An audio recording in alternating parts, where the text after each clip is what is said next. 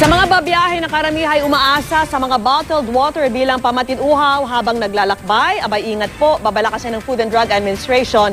Ilan sa mga yan posibleng marumi pala. Saksi si Michael Fahatin. Tumataas ang benta ng bottled water kapag summer.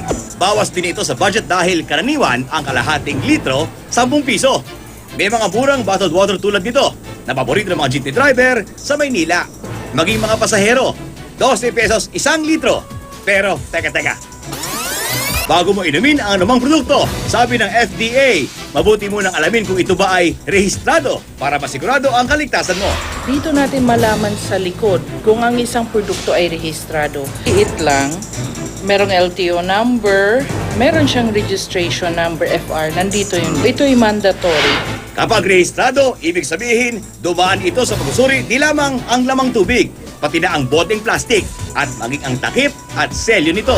Titingnan natin kung yung ginamit ba niya na packaging material ay food grade, 1. 2, ipoproba din niya na hindi magmamigrate. On the packaging material itself na hindi magmamigrate dun sa lalamanan niya. Marami raw nagkalat sa merkado na di rehistrado. Nagkalat din ito sa lansangan tuwing ikay natatraffic marahil. Sa bangketa kapag ikay hinahapo sa paglalakad. At meron ding tulad sa DVD ay mukhang may pangalan pero pirated o Japix. Sa isang mapanuring mamimili, tingnan yung cover. Kung ninifill lang, tingnan nila na talagang unbroken yung seal.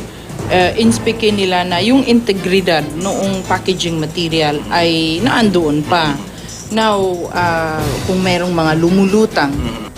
At paalala ng FDA, kahit pa regulated ng LGU ang mga refilling stations sa inyong lugar, hindi sila pwedeng magtinda ng bote-boteng tubig. Hindi pwedeng mag-bottle. They are just there to refill. Tapos ang tumitingin sa kanila ay yung ating LGU.